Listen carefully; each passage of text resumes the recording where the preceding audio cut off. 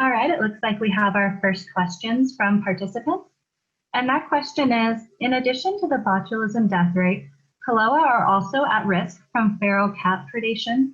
Are there any plans within the new WWCP to control predation? And I'm going to unmute Heather so that she can respond to this question. Okay, so actually I'm not sure if Kim Weihara is on, but she's probably the best person. Kim is our lead biologist, and she can go ahead and address this question. But just in short, yes, we do management currently of invasive introduced vertebrate animals as well as invasive plants. So we are currently doing that, and that is also outlined within the plan. So Kim, do you want to take that question, please? Sure. Can you repeat the question, please? I don't see it on my screen. Sure, I'll just repeat the questions verbally, and then we'll provide the response verbally. So the question is, in addition to the botulism death rate, Koloa are also at risk from feral cat predation. And are there any plans within the new WWCP to control predation? Yeah, so that is correct. We had a grad student who actually put tracking devices on a sample of Koloa, and botulism came back as the #1 cause of mortality. #2 was feral cats. And so they were actually taking hens on nests, and we don't find those carcasses. So it was really informative because it was a kind of an unbiased sample of Koloa. So we do have an active feral cat trapping program on our refuge, and we catch on average about 45 cats annually just on Hanalei Refuge alone. And we're also pursuing bigger research questions to evaluate our effectiveness of our cat trapping program, as well as to try to understand the actual population and the sources of cats on our refuges. And then we're also working with the broader community in trying to help alleviate the ongoing immigration of cats that are coming onto our refuges.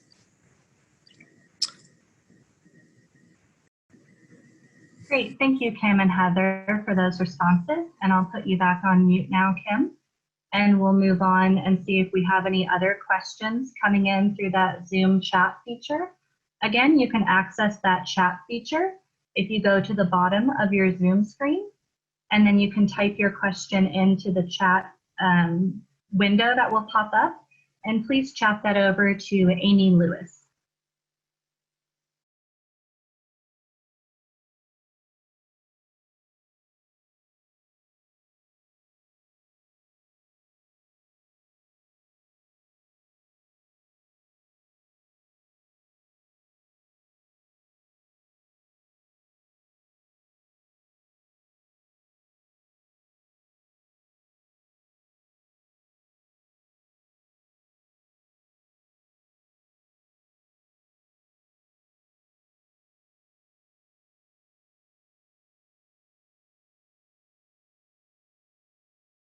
All right, and it looks like we have our second question from the audience. And that question is, are rotational managed wetlands intended to be rotated within Loikelo? Would a continuous rotation from Loikelo to be managed wetlands and vice versa help with reducing botulism? And I'm going to unmute Heather again, who will respond to that question. Okay, thank you. Yeah, that's a great question. So as I was going through that decision flow chart and also the map, you'll see that under the draft plan, we specifically decided to combine the Loikelo acreage along with the wetland management unit acreage into a range of a mosaic of acreage that we're just calling wetland habitat. And that was a strategic decision. in order to facilitate the implementation of that decision flow chart that I mentioned is also contained within the plan.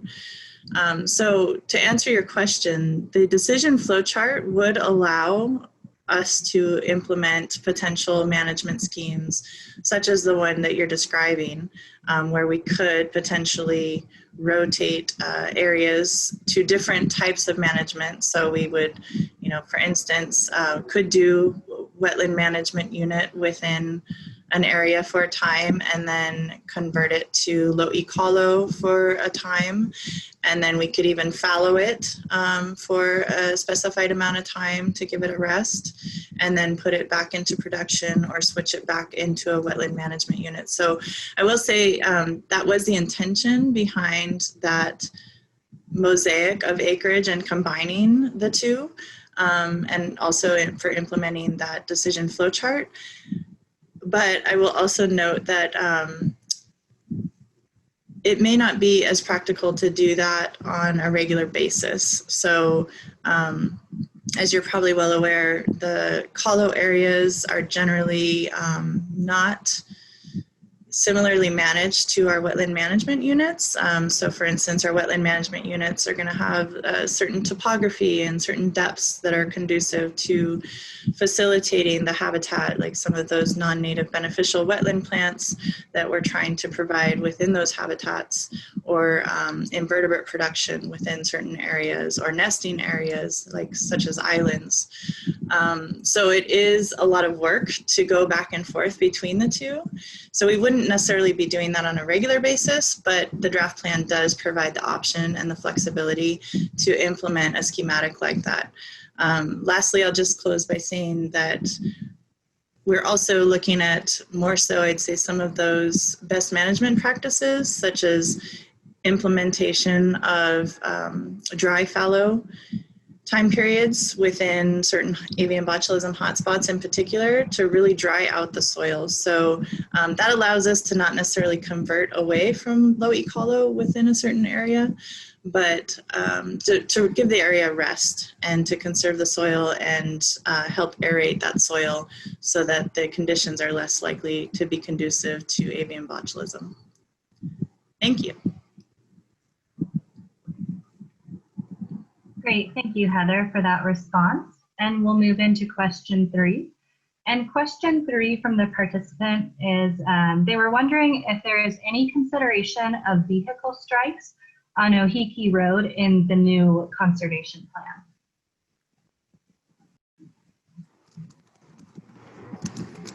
And Heather, I've kept your mic open in case you would like to respond to that, or if another Fish and Wildlife Service staff member would like to respond, I can unmute them as well.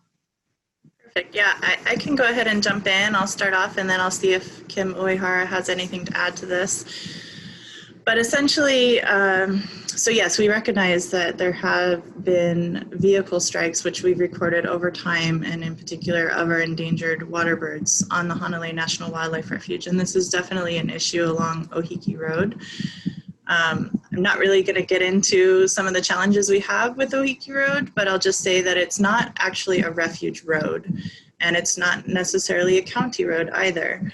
So there are some jurisdictional issues with management and maintenance of that road that we've been trying to work through the last several years. But we did recently implement signage to show the 15-mile-per-hour speed limit.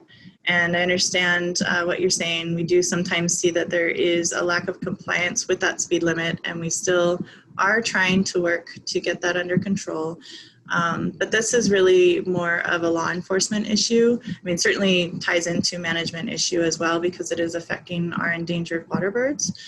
But that is how we would work to enforce that, by using our refuge law enforcement officer and also others who, you know, if you see something down there, they can report if there is a vehicle strike, license plate numbers, for instance, if people are not complying with the speed limit. So that's usually how we would end up dealing with that. But I don't know, Kim, if you wanted to add anything to that.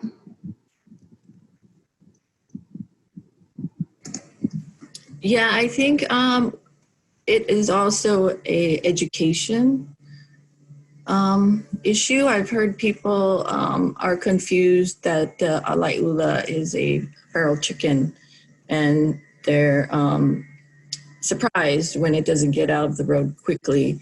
And so I think, you know, from visitor standpoint, there's a lot of outreach that we could do. One year we partnered with the state, and the state went and met with companies and asked the managers to put up posters that say, please, you know, this is our endangered bird, and had like 5 different languages. We also had a something on the visitor channel that our friends group sponsored. So we actually, I think we were actually able to get ahead of it a little bit that year, but it has to be ongoing. And yeah, we could definitely use, I think, a lot of help with just timed outreach and education, ongoing education.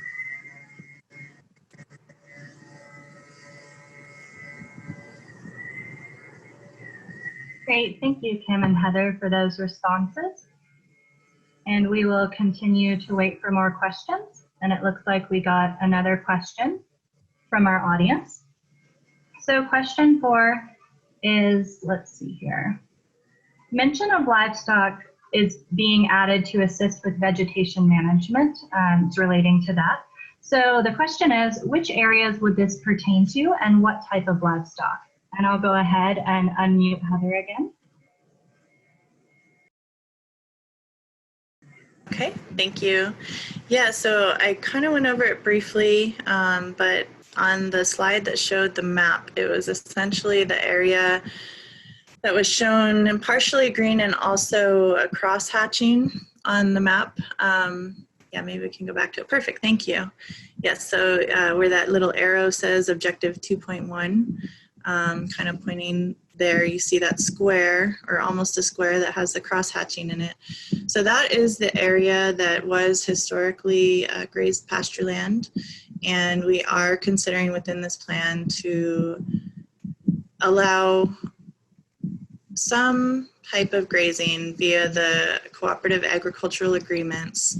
And what we're looking at, again, the details really haven't been defined, and this is one of the things within the plan that is more specified as a tool within our toolbox, not something that we're looking to move forward within the immediate future.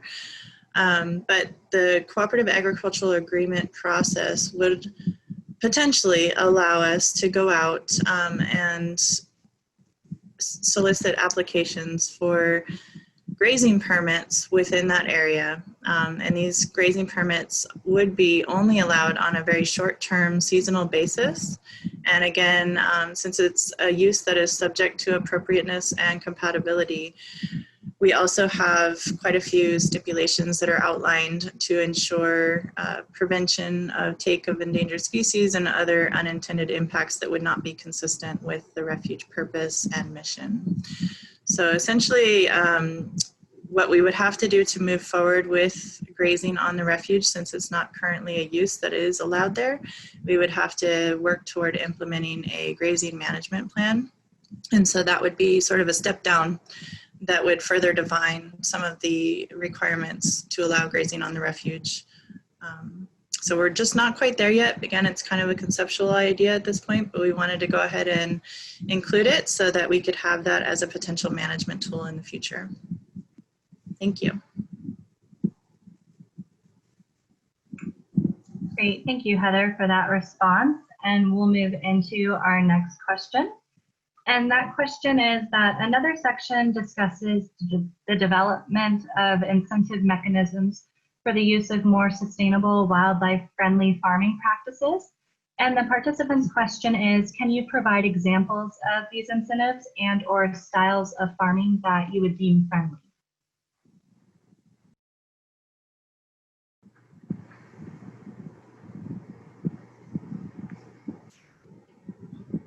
And Heather, I have you unmuted. Sorry, can you repeat that one more time? I was trying to go back and forth between screens. Sure, of course. So that question from the participant pertains to the section that discusses developing incentive mechanisms for the use of more sustainable wildlife-friendly farming practices. And the participant's question is, can you provide examples of these incentives and or styles of farming that you deem friendly? Okay, great, thank you. Yes, so again, this is another area, as I mentioned, we're working closely through our partnership with NRCS to further develop this, what we call incentive program. So it's really only mentioned conceptually right now within this draft plan, but it is a process that we would like to move forward with, and we have talked a little bit with our refuge farmers about, and you know, I mean, it could be a wide variety of things. It could be, for instance, if a farmer decides to pursue organic certification. It could be if they decide to implement practices such as a longer fallow drying period to really rest the land, and while still providing some habitat and keeping it in management. But to implement additional measures. Another one that we've talked a little bit about possibly implementing or working with farmers that are interested to implement in the future is the use of cover cropping.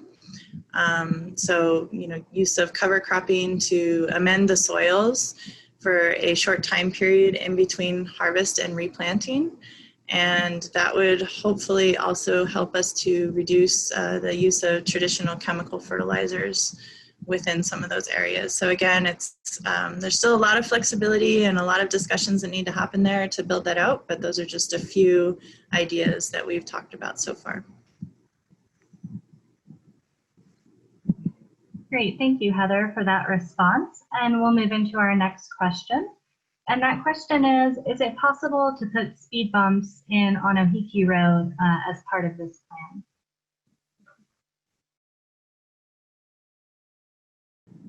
Okay, yes, thank you for that question. So this is another idea that I think has been discussed over time, probably prior to even my tenure here on the refuge. There's a lot of challenges with moving forward with implementing potential use of things like speed bumps on Ohiki Road. And number one, as I mentioned, the jurisdictional issue.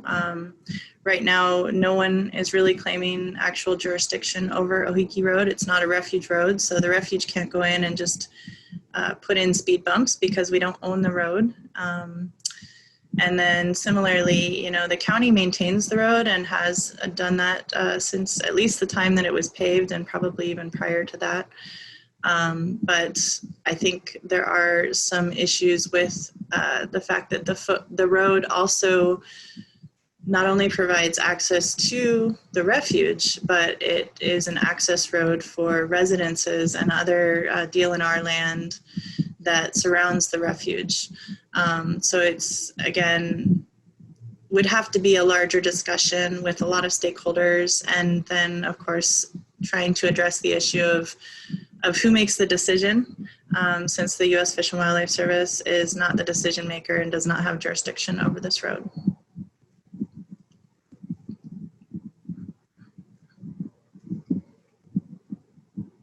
Great, thank you, Heather, for that response. And we'll wait to see if there are any more questions coming in. And it looks like we have a question. And so that question is, are there plans in place to deal with large flood events into the future? And do these link in with county work on this issue? Yeah, thank you for that question. It's definitely something that's been in the forefront of our minds for many, many years now, and especially since the historic floods of April 2018, and again in August 2018, and most recently in March of 2020. So we have had discussions since the flooding of 2018 with some of our local and state, as well as our elected representatives and community members on potential options that could be implemented to help to mitigate flooding and similar disasters that occur within the Hanalei Valley, including the refuge area. So one particular example I know that we had suggested, as well as some of our other partners and stakeholders within the community, that probably the first best step is to conduct a study of the watershed, realizing that the watershed and the river in particular is changing over time, as rivers typically do, but certainly has been exacerbated most likely by things like climate change. And just to really get a good baseline for what's going on within that watershed and what the new normal might be expected to be as we move forward.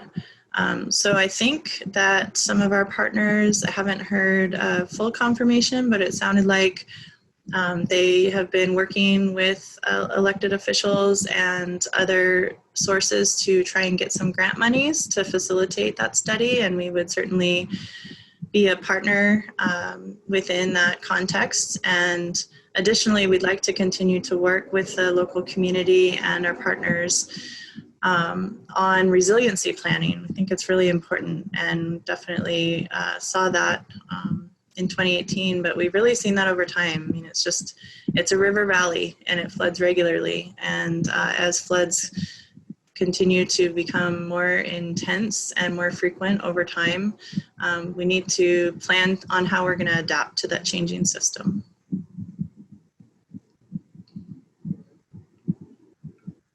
Great, thank you, Heather, for that response. And I'll move to our next question coming in through the chat feature before we maybe move on and allow any phone participants calling in today who would like to ask a question.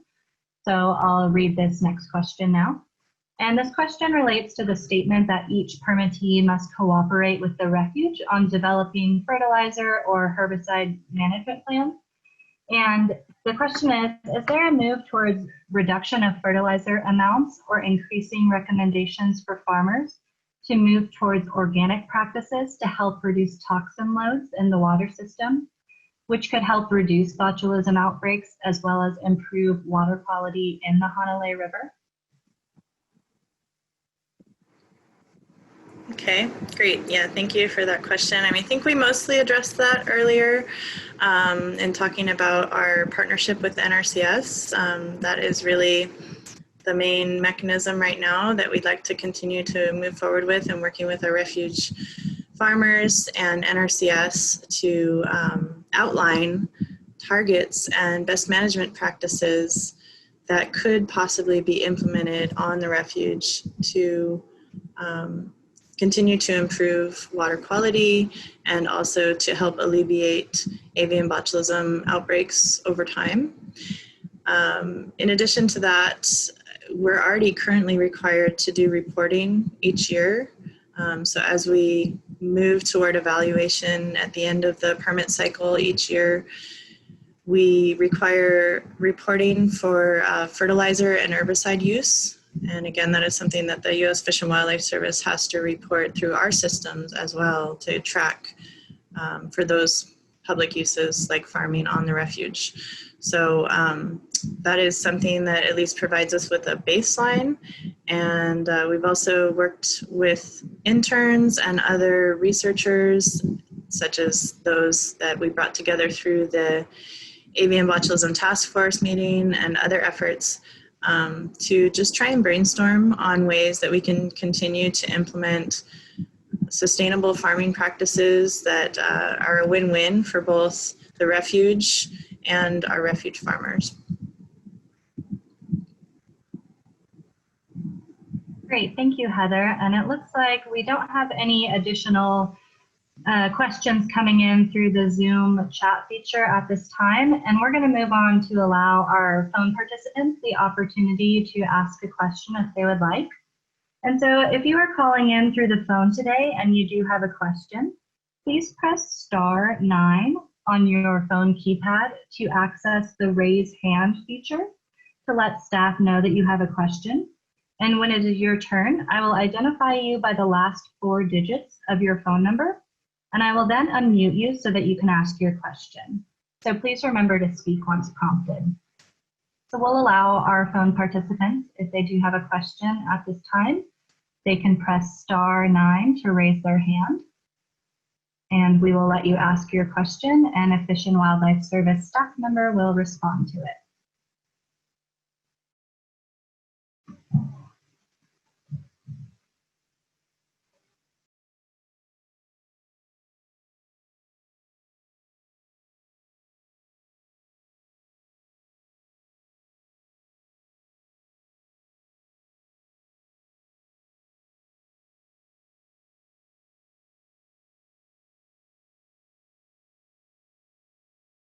And it looks like we're not getting any raised hands at the moment.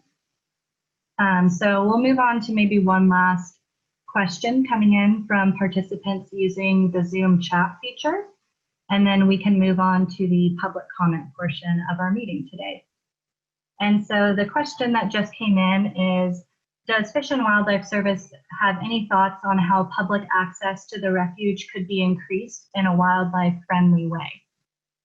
And Heather, I'll go ahead and unmute you again. Okay, thank you for that question. I'll just start off by saying that, again, public access and visitor use is not within the scope of this plan, but I will go ahead and just briefly address this because it wasn't something I spent a lot of time on in the plan, mentioning that the majority of the Hanalei National Wildlife Refuge is actually closed to public visitation. So we have a few areas currently that fall slightly, at least within the refuge, that are options for folks to come and visit the refuge. Okolehau Trail is a state managed trail, but the parking lot and the initial access portion of the trail actually does go through the National Wildlife Refuge. So that is one option that actually is used pretty frequently by both locals and visitors alike to come and visit the refuge, and has some beautiful views of our National Wildlife Refuge, and is a great way to see the refuge and also the surrounding Hanalei area in a way that I think is wildlife friendly, to where we're not right next to the sensitive habitat areas within the wetland management units or within the low ecolo. In addition, we've also been working over time to provide limited guided hikes on the refuge. So that's another great option during National Wildlife Refuge Week. And some other times we generally will offer those opportunities out to the public. And yeah, I think there's a lot of great ways that we can continue to work to invite our local community onto our National Wildlife Refuge and to facilitate visitation in a way that doesn't conflict with management and of sensitive habitat and recovery of endangered species.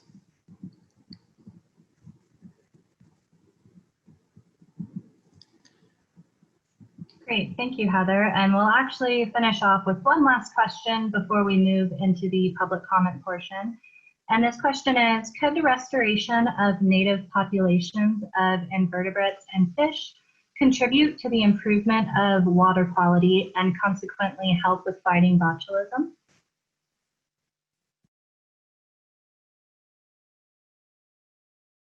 And Heather, I have you unmuted, but it looks like Kim might also provide some input, so I'll unmute her.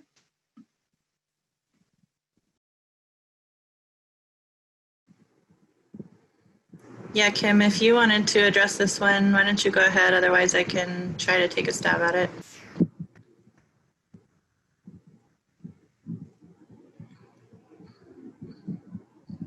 Sure. Yeah, we actually have a goal in our plan. It's protect, restore, manage riverine. It's got a long title, and river and riparian ecosystem to benefit native plant and animal communities. We definitely are interested in doing what we can to improve the habitat in the rivers that run, within the whole watershed, not just the refuge itself. O'opu are primarily in the rivers and the ditches. They don't usually occur in our wetland management units or in the low E, and we would rather not have them there because they could get trapped and experience higher levels of predation. So we're interested, we've tried out some fish screening to screen them and keep them in the rivers where they can complete their life cycles. But to get back to the water quality question, it's a good one. And yeah, we are definitely interested in doing that. We're very focused on right now on the wetlands and on the taro for avian botulism, but anything we do there, is going to benefit what happens in the riverine systems.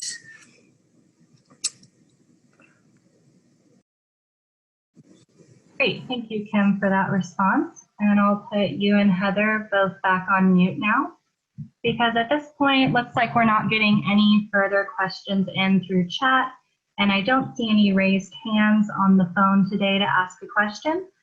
So we're going to now close the Q&A portion of this meeting and officially start the public comment portion of the meeting. And let me go to the next slide. Okay, as I said, we're officially going to start the public comment portion of this meeting. It's about 10:38 Hawaii time. And so let's get started. Again, this public comment portion of the meeting, along with your comments, is being recorded as part of the official record.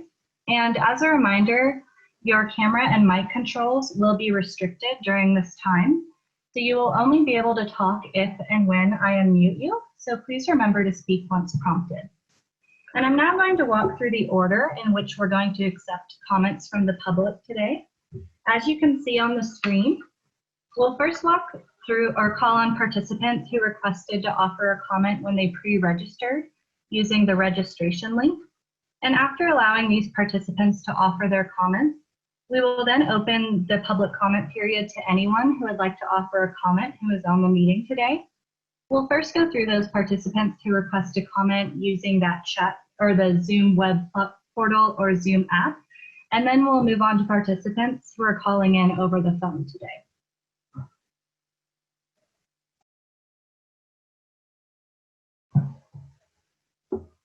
So I'm now going to read through instructions for those participants who indicated that they wanted to offer a comment when they pre-registered. And I have a list of these participants. So when it is your turn to comment, I will read your name aloud from this list and display your name on the next screen. When you hear your name called out, please use the raise hand feature so that I know that you are on the meeting today and that you are ready to offer your comment.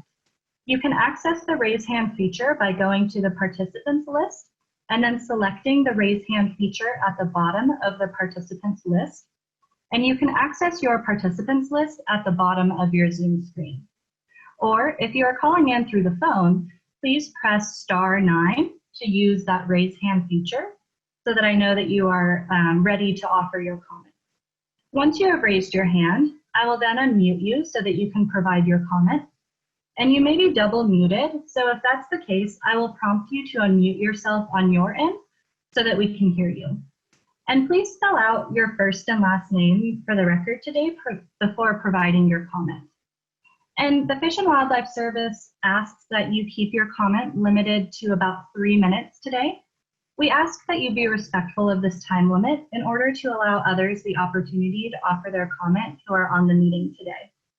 If you do not feel that you are able to complete your comment within this allotted time frame, the Fish and Wildlife Service also encourages you to submit the remainder of your comment in writing. So we're now going to go to our first participant who said that they wanted to offer a comment when they pre-registered. And that participant today is Helen Rain. And I'll put your name up on the screen, Helen, as you can see. So if you're on the meeting today, Helen, you can access that raise hand feature at the bottom of your participants list to let me know that you are ready. Okay, great. I see that you have raised your hand, so I'm going to unmute you. Hi, Helen, can you hear us? Hi, I can hear you, and thanks very much for the opportunity. I actually asked my questions in the questions section, so I have no further comments. Okay, great. Thank you, Helen. So then I'll put you back on mute and I will lower your hand. All right, and so that's the only person, member of the public that we have today who said that they wanted to offer a comment when they pre-registered. So we're actually going to move ahead into the instructions for anybody who would like to offer a comment who's on the meeting today. And these are very similar instructions to what I just walked through. Again, to indicate that you would like to offer a comment, please use that raise hand feature either at the bottom of your participants list, or if you are calling in through the phone today, please press *9 to access that raise hand feature. And again, similar to the process that we just went through, I will display your name on the next screen when it is your turn to offer your comment, and I will then unmute you so that you can provide your comment. Again, you may be double muted, so I'll let you know if you need to unmute yourself on your end. And again, we ask that you keep your comment generally limited to about 3 minutes. So I'll give folks a few minutes if they would like to offer a comment today. Please access that raise hand feature, and I'll go ahead and unmute you. And I will try to get to people in the order that I see hands raised.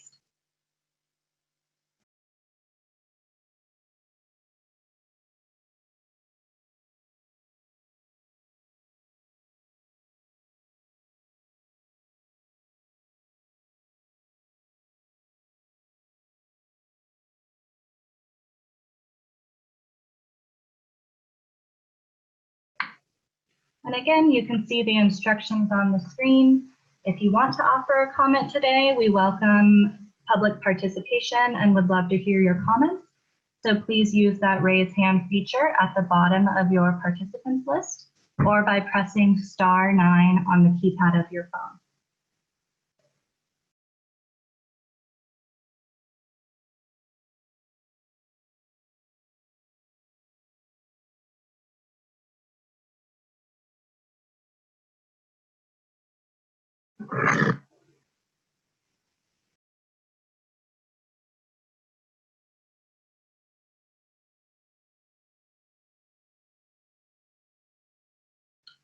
All right, I'm not seeing any raised hands currently, so we'll circle back and see if we have any other questions submitted. I know that we moved on from the Q&A portion just to give everybody the opportunity to comment who wanted to comment today.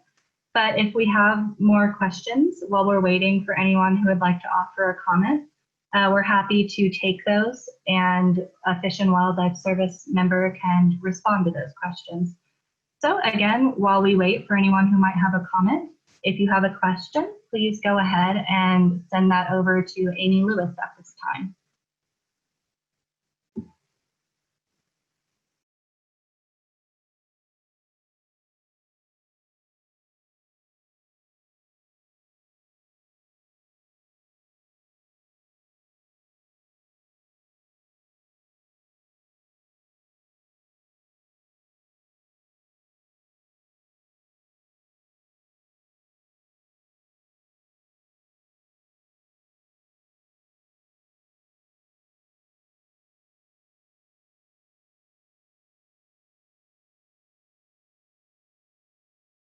Again, we'll wait around and see if anybody has any questions or comments that they would like to submit.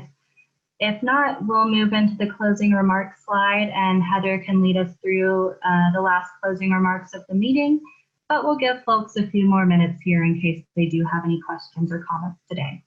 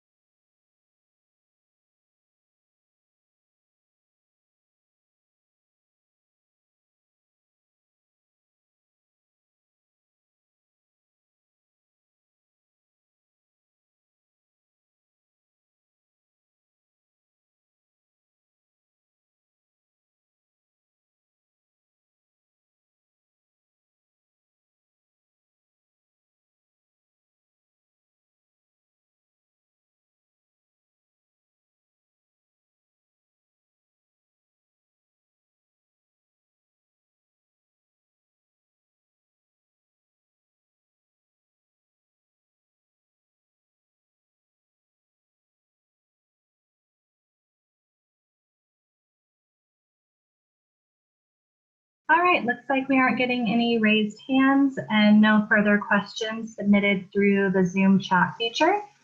So I'm going to move on from our slides and go to the last slide, and I'll unmute Heather again so that she can lead us through this last slide. Hey, thank you so much. I just wanted to say thanks again to everybody that took time out of your day to join us and to learn more about our Hanalei National Wildlife Refuge Wetlands Management and Waterbird Conservation Plan. Again, all of those documents, as well as many other informative fact sheets and FAQs and other resources, are available on our Hanalei website that is listed here on this slide. And if you have any further questions that you didn't get to today and you'd like to contact us, you see Jennifer Waipaw. Her contact information is listed there, and it is also listed on the website as well as the primary contact to send your questions to. So we look forward to hearing from you. And again, mahalo nui loa for joining us today, and hope you have a wonderful rest of your day. Aloha.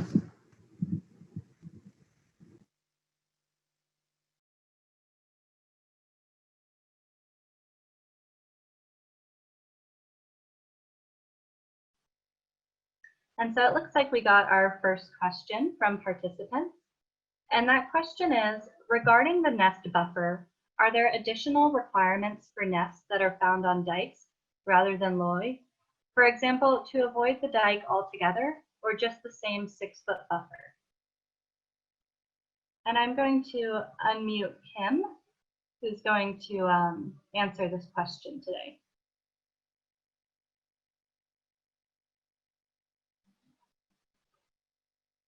So please stand by while I work on unmuting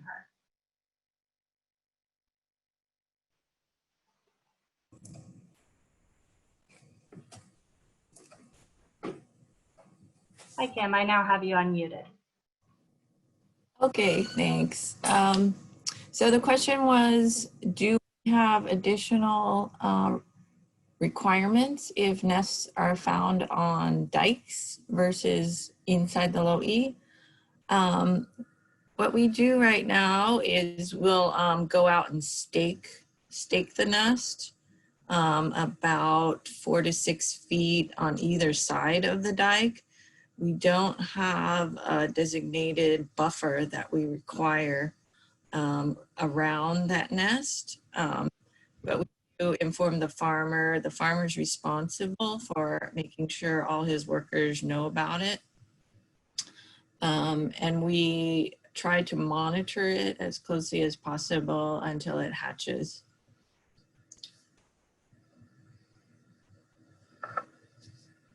Great, thank you, Kim. And I'm going to unmute Heather as well in case she wants to add to that. Oh, thanks. I think Kim really covered it. I would just add that, of course, for threatened and endangered species, they are protected under the Endangered Species Act. And so certainly farmers are informed, as well as any other refuge users and staff, that, of course, we would want to avoid the area so as to not cause impacts to that nest, if at all possible. Thank you. Great, thank you, Heather and Kim, for those responses. And we'll continue to wait to see if we have any additional questions from participants today. And again, feel free to chat those over to Amy Lewis, please.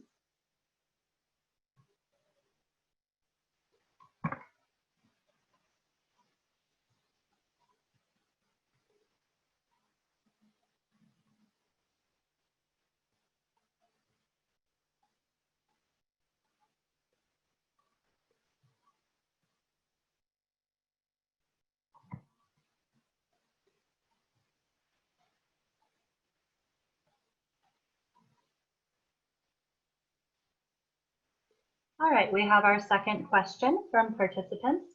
And that question is there any concern about grazing cattle near the river?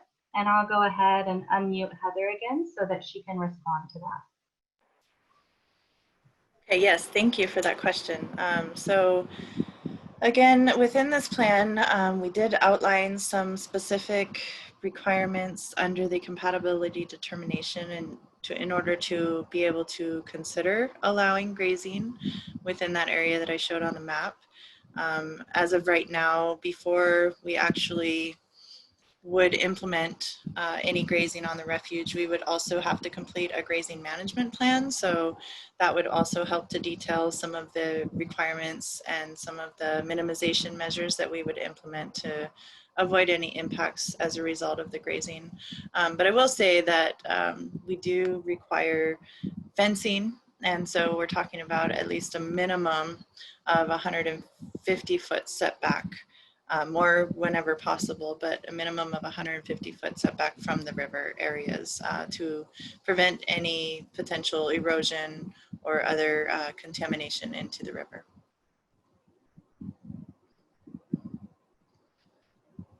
Great, thank you, Heather, for that response. And we'll move on and see if we have any additional questions coming in from participants today.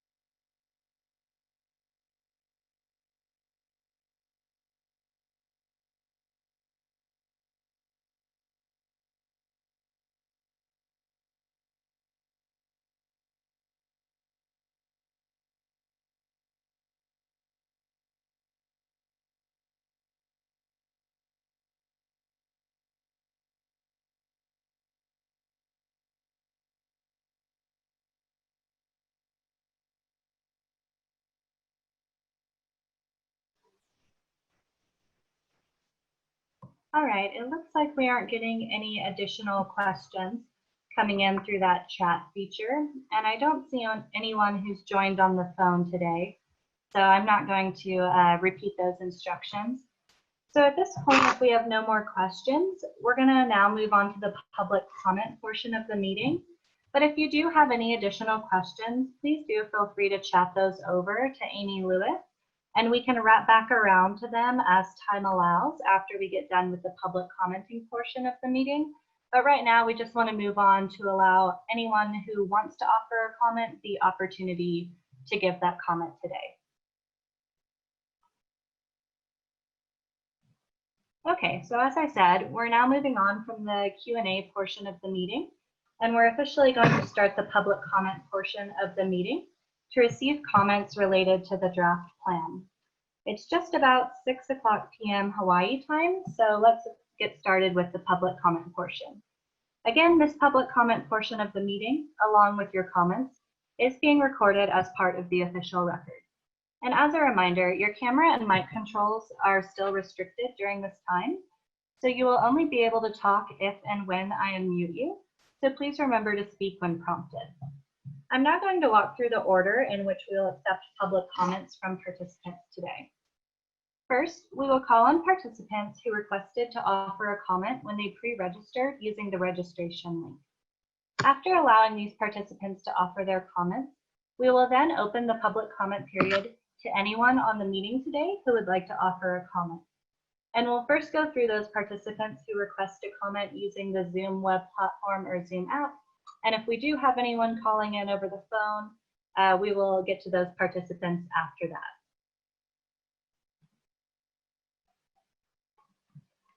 We did have one person pre-register who's indicated that they wanted to offer a comment. I printed off my list about 30 minutes before this meeting. And that person is Hanalei, but I don't see them on the meeting today. So in order to allow our other participants on the line who want to offer a comment, I'm just going to go ahead and skip past this slide since this just applies to those registrants who indicated that they wanted to offer a comment when they pre-registered. And I'm just going to go ahead and move into the instructions for anyone who wants to offer a comment who's on the meeting today. So to indicate that you would like to offer a comment, please use the raise hand feature at the bottom of your participants list to indicate that you would like to offer a comment. And I'll try to go in the order that I see hands raised today. So when it is your turn, I will call out your Zoom login name and display your name on the next screen. I will then unmute you so that you can offer your comment. Please spell out your first and last name for the record before you provide your comment. Again, if we do have anyone joining in on the phone, I'll read through those instructions, but as of right now, I don't see anyone joining on the phone. So if you would like to offer a comment and you're using the Zoom web platform or Zoom app, please go ahead and access that raise hand feature at the bottom of your participants list. And I would just like to let everyone know when we do get to you that we ask that we keep your comment limited to about 3 minutes. And we ask that you be respectful of this time limit in order to allow others the opportunity to offer their comment. And if you do not feel that you were able to complete your comment within this allotted time frame, the Fish and Wildlife Service also encourages you to submit the remainder of your comment in writing. And if we do have anyone who wants to offer a comment and they do reach the end of that 3-minute time mark, I'll prompt you and let you know that you can wrap up your comment, and then we'll move on to the next commenter. So at this time, feel free to access that raise hand feature, and we'll give folks a few minutes here.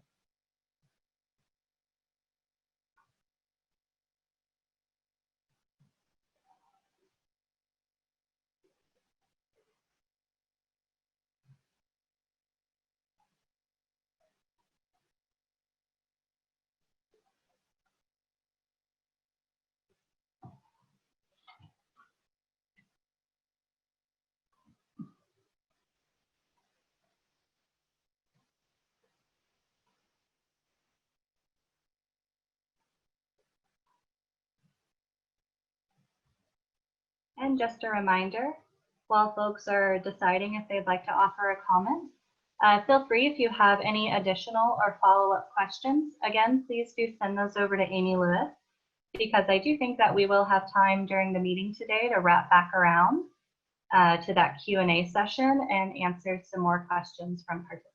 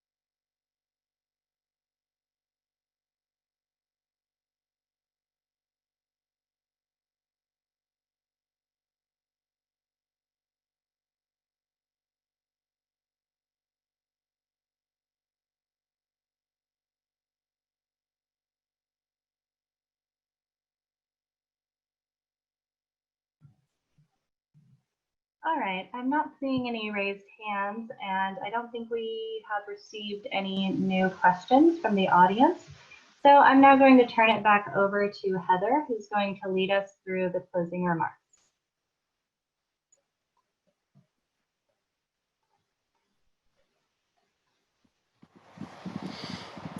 Okay, thank you so much. I just wanted to thank everybody again for your participation today and for your good questions.